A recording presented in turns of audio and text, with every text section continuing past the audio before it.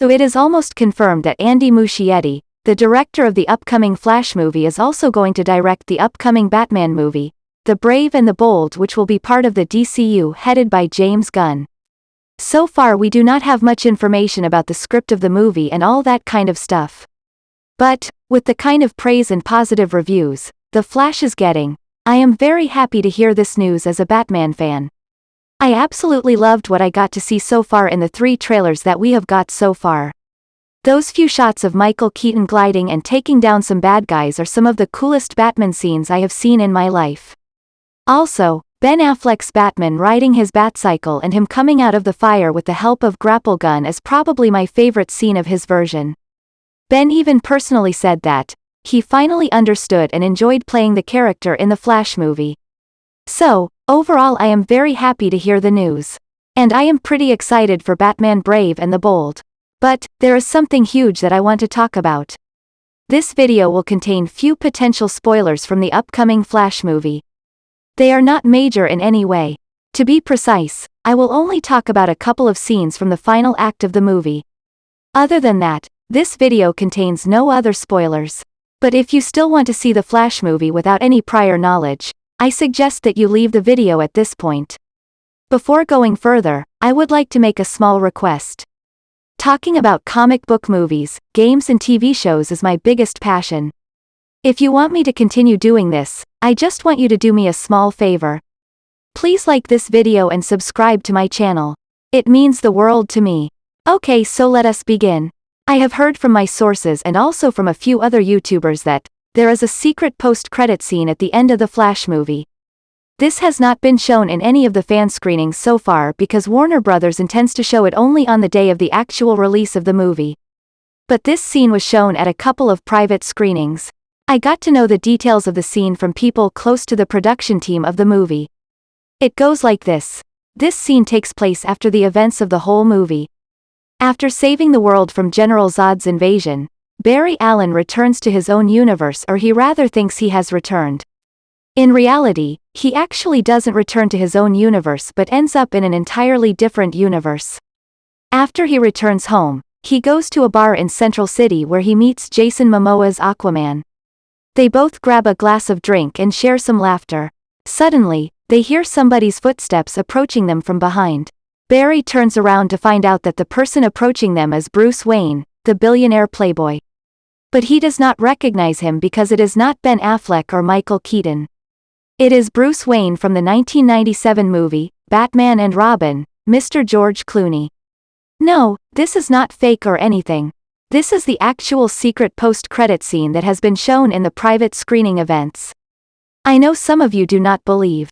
But you will eventually when the movie is out on the 16th of June.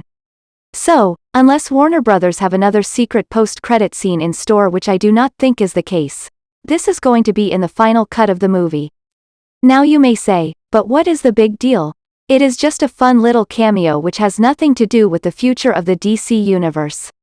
Well, according to several credible sources and websites, both Ezra Miller as well as Jason Momoa will carry on their roles in the new universe headed by James Gunn. Yes, just yesterday Andy Muschietti has confirmed that he wants to work on a sequel to the Flash movie. He also stated that he feels Ezra Miller is the perfect actor to play his version of the Flash character. He goes as far as to say that Ezra Miller was born to play the Flash. You can pause the video and read the exact words on the screen. Variety has also confirmed that the script for the sequel is already written and completed. So Ezra Miller is definitely staying if there is a sequel being made.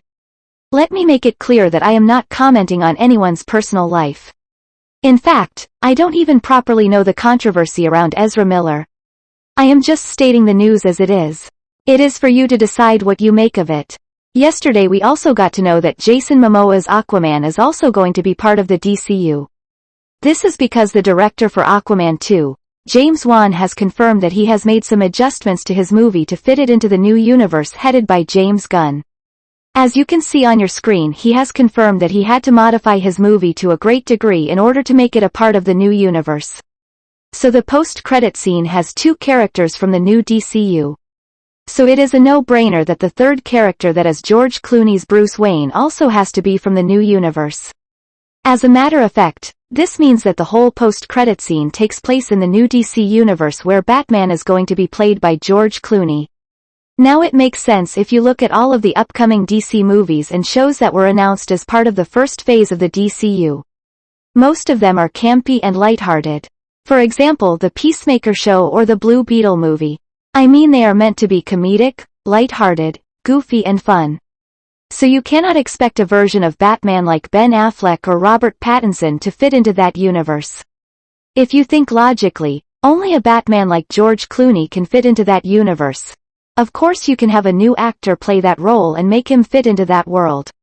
But even in that case people would complain anyways, because in order to fit into that world and exist with characters like Peacemaker, Blue Beetle or Booster Gold, you need to have a campy and comedic side within you even if you are Batman. So if someone has a problem with George Clooney, he will have a problem with the new Batman as well. On top of that, I feel that there has been too many reboot of Batman in recent times. We just had a new Batman a couple of years back. Plus, rather than having two dark versions of Batman at the same time, it would honestly be really interesting to have two very different versions existing alongside one another in separate universes. Plus, there are certain advantages of having George Clooney as Batman. To start off, I think he was never a bad Batman. I think people interpreted his version in a very wrong way. Nowadays people feel that Batman is a person who is always angry, has a demonic voice and is all about vengeance.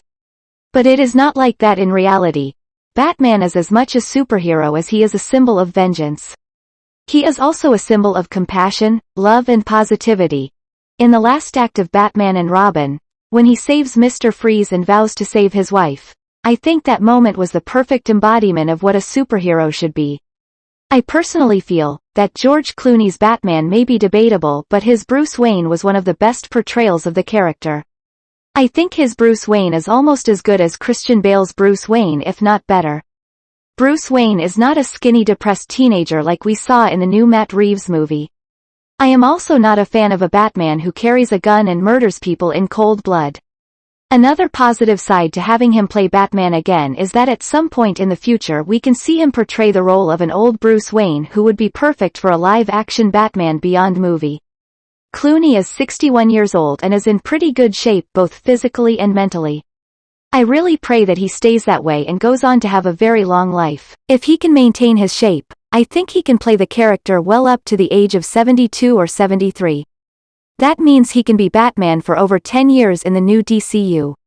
After that we can incorporate Robert Pattinson in the new universe after he completes his trilogy. What are your thoughts on this whole situation? Please share it in the comments down below. I will try to reply to each one of you. Thanks for watching.